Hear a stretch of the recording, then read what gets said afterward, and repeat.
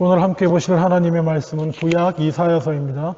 구약 성경 이사야 61장 1절로 3절 말씀입니다.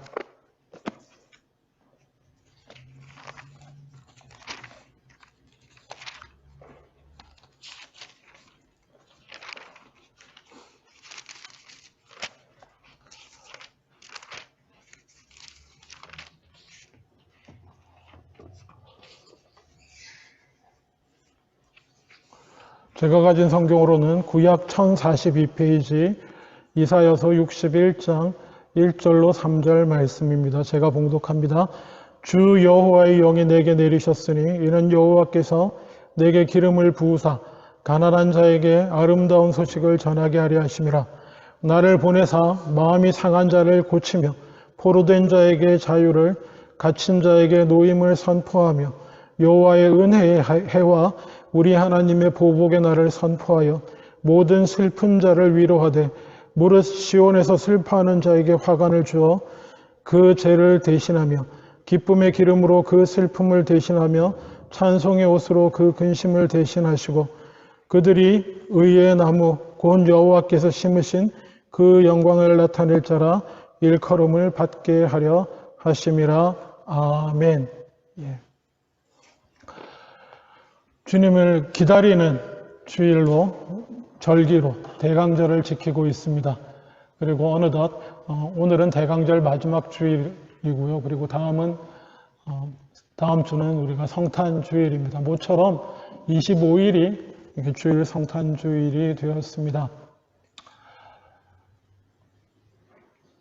주님은 기다리는 자에게 오십니다. 이게 무슨 소리인가요? 주님은 기다리는 자에게 오신다, 임하신다. 옛날에 예수님 안 기다리는 사람도 있었을 텐데 예수님 오셨지 않습니까? 예, 맞습니다. 이거는 마치 믿는 자나 믿지 않는 자나 그 밭에 하나님의 계획대로 때가 되면 비를 내려주시는 것 같은 거예요. 그런데 특별한 은혜는 기다리는 자에게 바라고 기다린다는 건 바라는 것이고 기다린다는 것은 소망한다는 것이에요. 바라고 소망하며 기대하고 기다리는 자에게 특별한 은혜로 임하시는 줄로 믿습니다. 기억하시겠지만 우리는 이 기다림으로 구원을 얻습니다. 믿음으로 구원 얻는데 또 소망으로 구원 얻는다고 성경은 말하고 있습니다. 예수님을 믿기에 소망하고 소망하기에 기다리는 것인 줄로 믿습니다. 이미 2000년 전에 이 땅에 오신 예수님, 그리고 부활 승천하신 주님, 그리고 또 다시 오시기로 약속하신 주님을 우리가 절기를 정해놓고 성탄절 앞전에 이렇게 기다리는 이유는, 기다리며 절기로 놓는 이유는 당연히 마지막 날에 다시 오실 주님도 기다리면서 동시에 여전히 어두운 세상 가운데서 그리고 또 여전히 그 어두움을 안고 사는 우리들 삶에 날마다 필요한 은혜로 임하여 주시기를 기다리는 특별한 은혜를 기다리는 그 절기로서 우리가 지켜나간 줄로 압니다. 성경의 원리는 이렇습니다. 예수께서 36장 37절에 이런 말씀이 있습니다. 주 여호와께서 이같이 말씀하셨느니라. 그래도 이스라엘 족속이 이같이 자기들에게 이루어 주기를 내게 구하여야 할지라.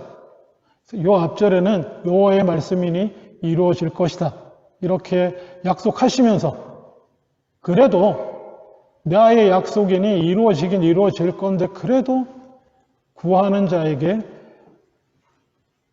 특별한 은혜는 구하는 자에게 이루어 주시겠노라고 성경은 말하고 있습니다. 구하고 기다리는 자가 하나님의 역사하심을 보게 될 것입니다. 왜 그런지 아십니까? 기다리지 않아도 기다리고 구하지 않는 자에게 만약에 하나님이 특별한 은혜를 베풀어 주셨다고 칩시다. 기다리고 구하지 않던 그 사람이 그에게 다가온 그 은혜를 은혜로 알겠습니까? 은혜인 줄 몰라요. 야, 나는 이렇게 럭키한 인간이구나. 역시 나야. 운도 내게 붙잖아. 그래서 더욱 하나님과 멀어지는 길로 가게 될 뿐, 구하지 않는 자에게 내려주시는 은혜는 거의 저주에 가깝습니다. 구하는 자가 하나님의 특별한 은혜를, 그리고 구하는 자에게 예수 그리스도께서 임하셔서 특별한 은혜를 베풀어 주시는 줄로 믿습니다.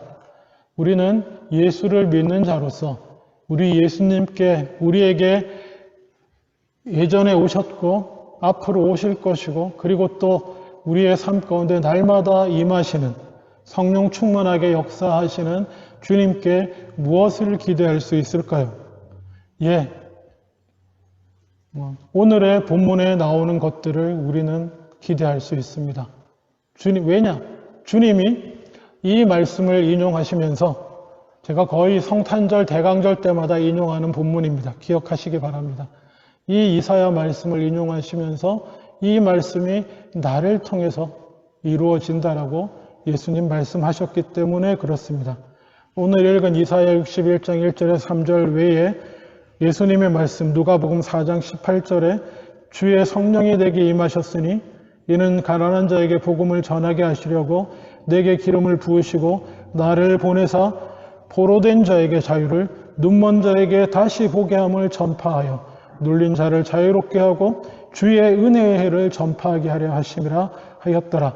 이 이사야서 말씀을 인용하셔서 자기에게 이루어지셨다고 말씀하셨다는 것 기억하시기 바랍니다. 자, 오늘 본문에 보십시오. 예수님이 이 땅에 오셔서 우리에게 하시고자 하시는 얘기는 우리에게 무엇을 이루어 주시겠다고 말씀하십니까? 가난한 자에게 복음을, 아름다운 소식을 전하는데 그 내용들이 뒤에 나옵니다. 첫 번째 뭡니까? 마음이 상한 자를 고쳐주신다라고 말합니다. 여러분, 예수님께 기대할 수 있는 것은 상한 마음이 고침받는 것인 줄 믿습니다. 성경은 어둠 가운데 놓여진 우리를 이렇게 표현하고 있습니다. 이사야 1장 5절 이하에 온 머리는 병들었고 온 마음은 피곤하였으며 발바닥에서 머리까지 성한 곳이 없어 상한 것과 터진 것과 새로 맞은 흔적뿐이거늘 그것을 짜며 싸매며 기름으로 부드럽게 함을 받지 못하였도다. 세상의 어둠 가운데 고난당하는 영혼들을 성경은 이렇게 표현합니다. 상징이지만은 병들고 다치고 찢어졌으나 치유받지 못한 그런 자들에게 주님이 오셔서 상한 자를 고쳐주시겠노라고 주님 말씀해 주시는 줄로 믿습니다. 이 세상에 상처 하나 안 가지고 사는 사람 누가 있겠습니까?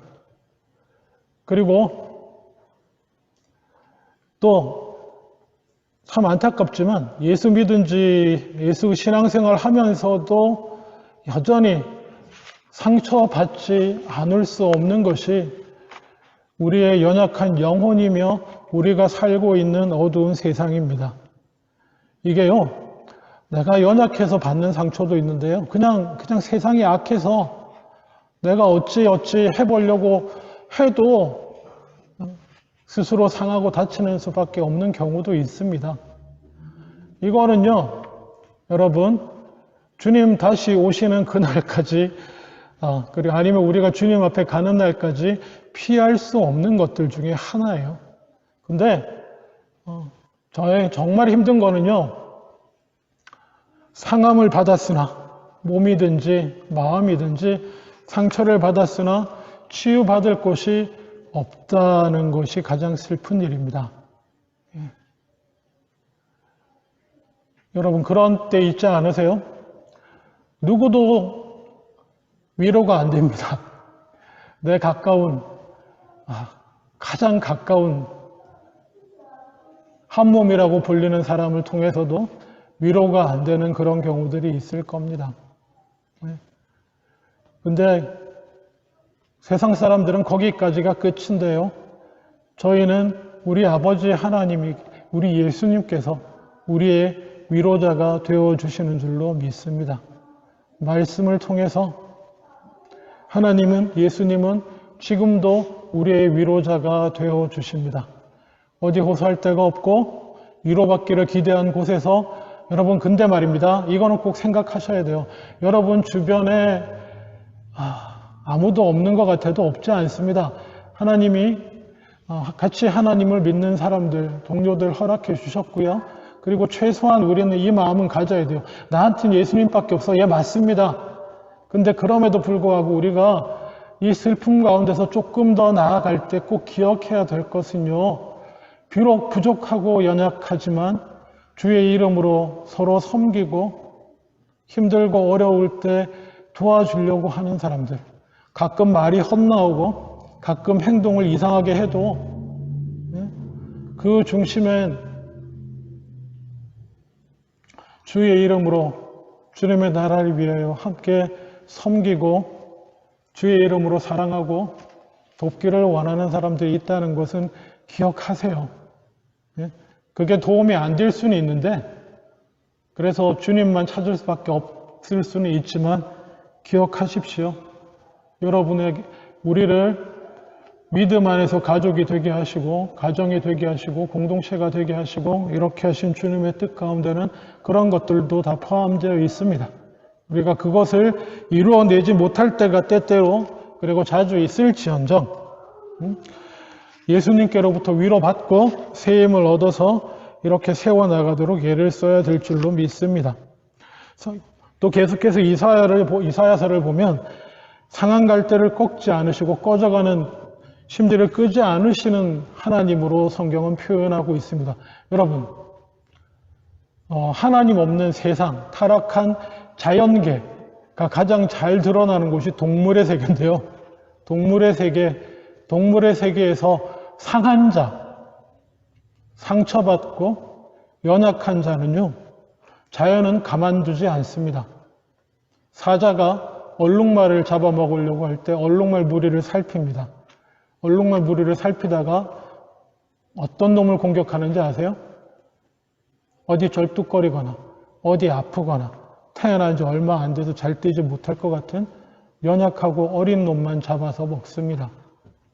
자연은 그래요.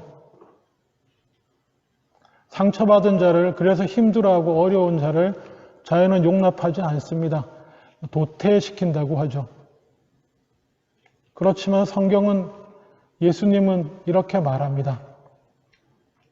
마음이 상한 자를, 상처받은 자를, 아픈 자를 육체적으로나 영적으로나 찾으시고 고쳐주시는 분이 하나님이신 줄로 믿으시기 바랍니다. 성경의 약속이에요. 그리고 이게 단순히 제 말씀이 아니라 여러분 적어도 예수님 믿고 신앙생활 해오신 분은 경험해 보셨죠?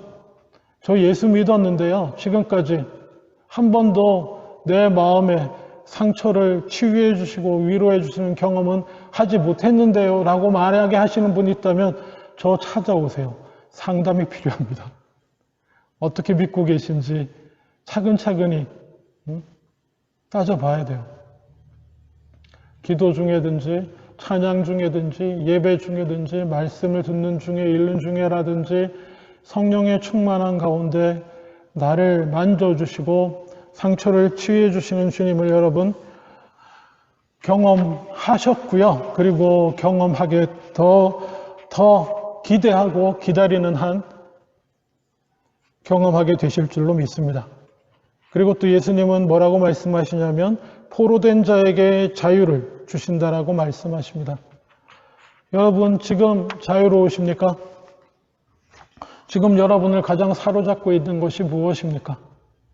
그것이 어쩌면 상처의 원인이 될 수도 있고 아픔의 원인이 될 수도 있는데 여러분, 지금 여러분을 사로잡고 있는 것이 무엇인지 살펴볼 수 있기를 원합니다. 인간이 자유롭다라고 하는 것은 무슨 뜻일까요? 예수님께서 우리를 자유롭게 하신다고 말씀하셨는데 사람이 자유롭다는 게 어떤 의미겠습니까? 내 마음을 붙들고 있는 것들을 다 내려놓으면, 다 끊어 놓으면 우리는 자유로울 수 있을까요?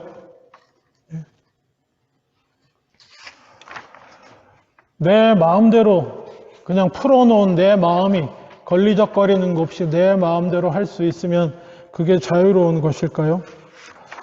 예수님은 이렇게 말씀하십니다. 요한복음 8장 31절 이하에 그러므로 예수께서 자기를 믿은 유대인들에게 이르시되 너희가 내 말에 거하면 참으로 내 제자가 되고 진리를 알지니 진리가 너희를 자유롭게 하리라.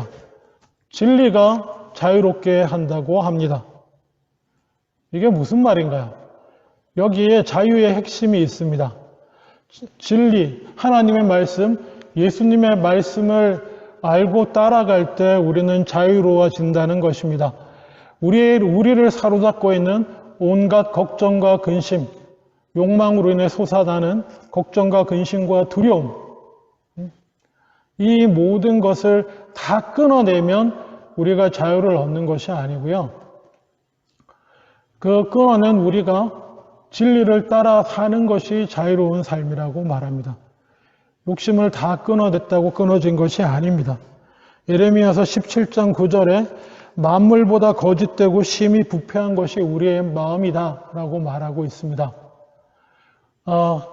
조금 역사적인 얘기를 하면 기독교가 먼저 들어갔던 서유럽 세계에서도 한때 그 성경이 말하는 바 인간은 타락했다는 거에 대한, 인간은 답이 없다는 거에 대한, 인간의 그 속은 썩고 썩어서 성경적 표현으로는 죄고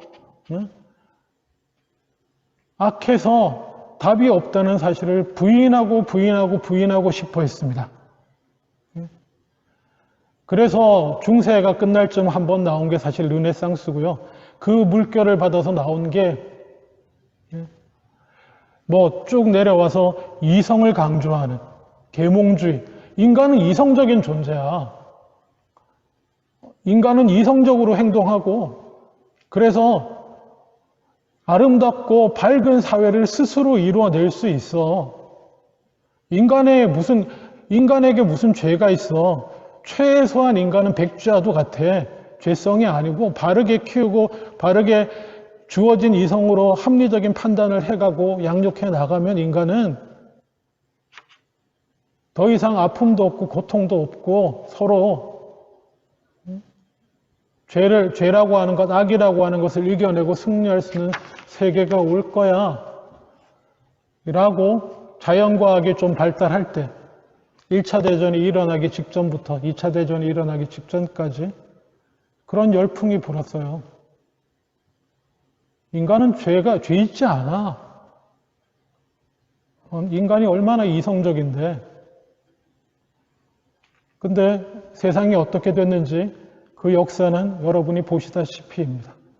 그렇게 인간은 이성적이고 그래서 합리적으로 선한 결정을 할 수 있고 인간은 악하다고 할 수 없어 노래를 부르고 찬양하다가 1차 대전, 2차 대전 터지고요.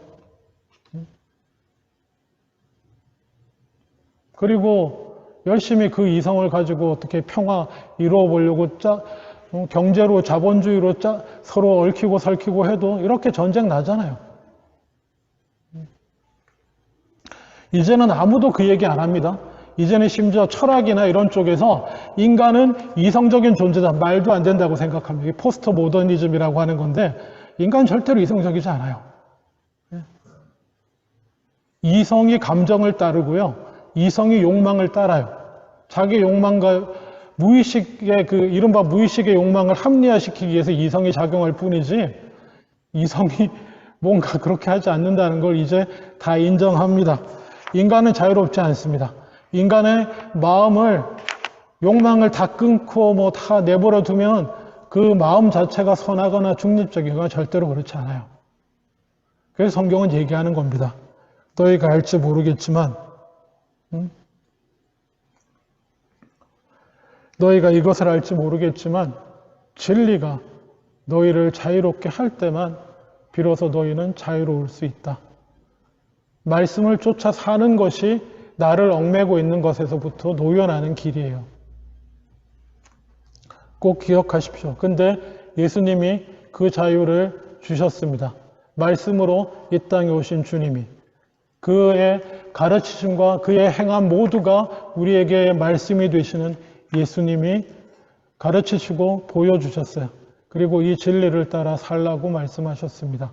그것이 자유를 얻는 길이고 죄로부터도 자유를 얻는 길이고 그리고 이미 우리가 이 과거에 지어버린 그래서 그 심판으로 어쩔 수 없는 하나님의 심판 앞에서 어찌할 수 없는 이미 지어버린 죄에 대해서는 예수님께서 자기가 대신 제물이 되셔서 죽으심으로 다 해결하시고 우리의 온전한 자유로의 길을 열어놓으셨음을 기억하시기를 원합니다. 여러분 지금 자유로우십니까? 자유롭게 해주시는 주님을 혹시 그러지 못하다고 하시면 자유롭게 해주시는 주님을 구하고 기도하십시오. 그리고 또 61장 2절 후반부에는 슬픈 자를 위로한다. 이게 치료해 주시는 것과 위로해 주는 것은 조금 차이가 있습니다. 치료는 뭡니까? 몸이나 마음이나 상처를 회복시키는 건데 위로는요. 위로도 일종의 회복의 한 길일 수 있지만은 치료하고 좀 다릅니다. 지금 치유해 주시는 않으시지만 위로해 주시는 경우가 있습니다. 기억하십시오. 지금은 예를 들면 이런 거예요. 바울이 갖고 있던 병 같은 거 있을 수 있습니다. 그런 것들. 내가 그거 치료해 주지는 못하는데 그게 있어야 네가 겸손해질 수 있다라고 말씀해 주시는 것이 뭐예요? 위로입니다. 위로. 궁극적인 모든 치료는 언제 이루어집니까? 주님 다시 오실 때에 이루어집니다. 물론 이 중간에도 필요한 경우 주님께서 치유해 주십니다. 치유해 주시고 회복시켜 주시지만 어떤 때는 내 은혜가 내게 족하다. 그렇게 위로만 하시고 가시는 영역도 있습니다. 꼭 기억하세요. 치료하시고 위로하시고 그러시는 중에 우리를 자유롭게 해 주시는 분이 주님이십니다. 근데 말입니다. 이 모든 것의 출발점에 무엇이 있습니까? 1절도 그렇고요. 오늘 읽은 이사야 61장 1절도 그렇고 누가복음 4장 18절도 그렇고요. 이 모든 회복과 위로와 자유롭게 하심의 출발점에 뭐가 있습니까? 성령이 임하시면, 주님의 영이 임하시면입니다. 예수님조차도 주의 성령이 내게 임할 때에 내가 이 치유의 역사와 위로의 역사를, 회복의 역사를 행하신다라고 이렇게 말씀하고 있습니다. 보통 우리는 성령이 충만하다라고 하면 뭔가 이 기적적인 일들, 그렇죠? 막 이렇게 뭔가 좀 사람들이 막 쓰러지고 막 벌떡벌떡 일어나고 막 이런 것들을 기대하는 경우가 많은데요. 우리 한국적인 문화에 특히나. 근데 예수님 처음에 자신을 소개할 때에 내게 성령이 임하셨으니 나는 뭐예요? 치유하고 자유롭게 하고 회복하고 위로하는 일을 주의 영이 내게 임하셨기에 지금부터 내가 할 수 있게 되고 행한다라고 말씀하시는 겁니다. 물론 치료도 거기 들어갑니다. 내면적인 치유 회복뿐만 아니라 실제로 치료도 성령의 역사로 이루어집니다. 근데 너무 거기에만 집중하는 경향이 있어요. 귀신 내쫓는 거 이런 것만 성령의 역사로 생각하시는데 제가 이거는 이미 그냥 귀에 못이 박히도록 말씀드렸습니다. 마태복음 7장 22절 말씀. 많은 사람들이 그날에 주여 주여 우리가 주의 이름으로 선지자 노릇하고 주의 이름으로 귀신을 쫓아내고 주의 이름으로 많은 권능을 행하지 않았습니까?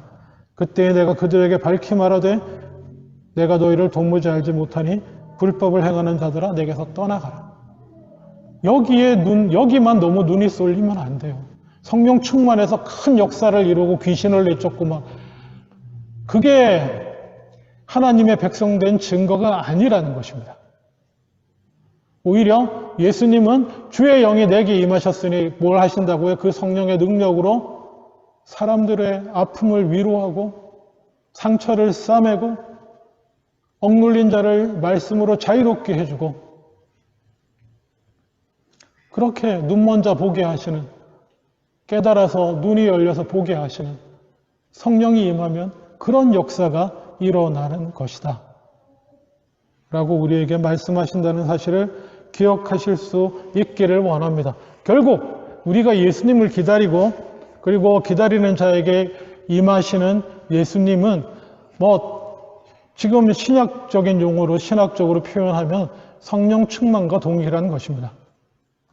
이미 예수님은 2000년 전에 오셨고 또 이미 예수님은 우리 믿는 자들에게, 그를 믿는 자들에게 다 들어오셨는데 그럼에도 불구하고 우리가 기다리는 것은, 그럼에도 불구하고 우리는 세상의 어두운 가운데서 슬픔과 상처와 그리고 속박된 가운데 죄와 이런 것들에 억눌려 있는 우리에게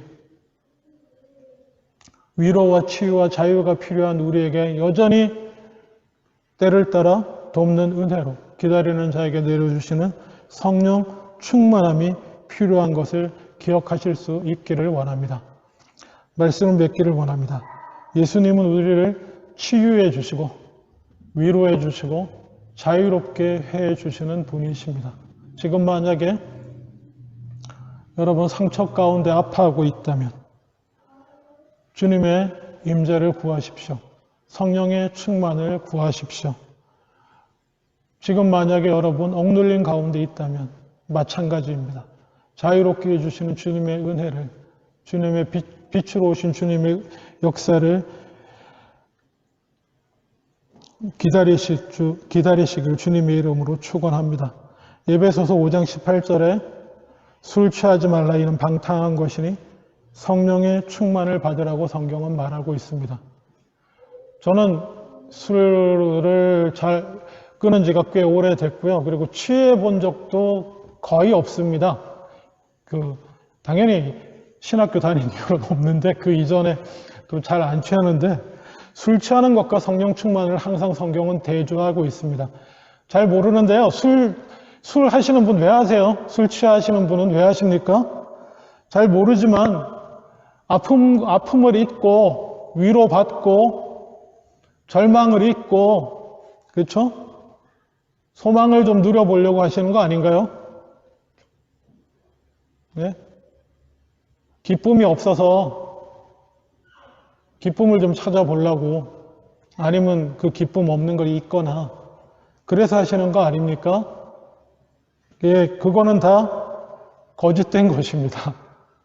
원래 그것은 성령 충만함 가운데 우리 주님과 함께 누려야 되는 것입니다. 아마 예수 믿는데 한 번도 예수님께 위로받으신 적이 없다. 예수님 앞에 나오지 않고 다른 데로 그때마다 다른 데로 나가서 다른 걸로 치료하고 위로하고 아마 그러셨기 때문에 그럴 가능성이 상당히 높습니다.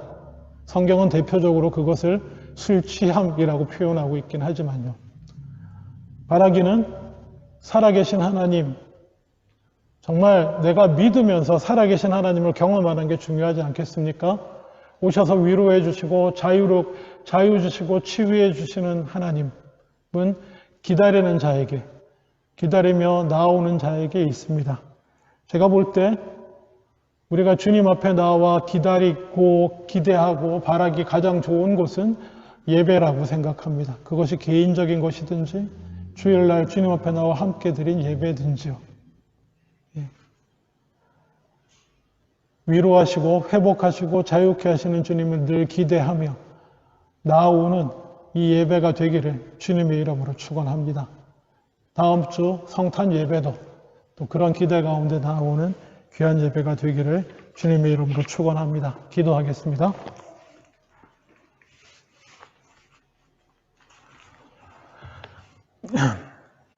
아버지 하나님, 주님을 기다립니다.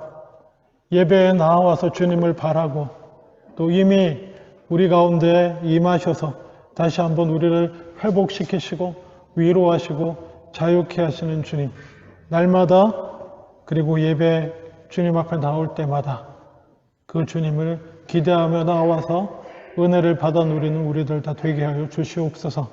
감사드리고 예수님 이름으로 기도합니다. 아멘.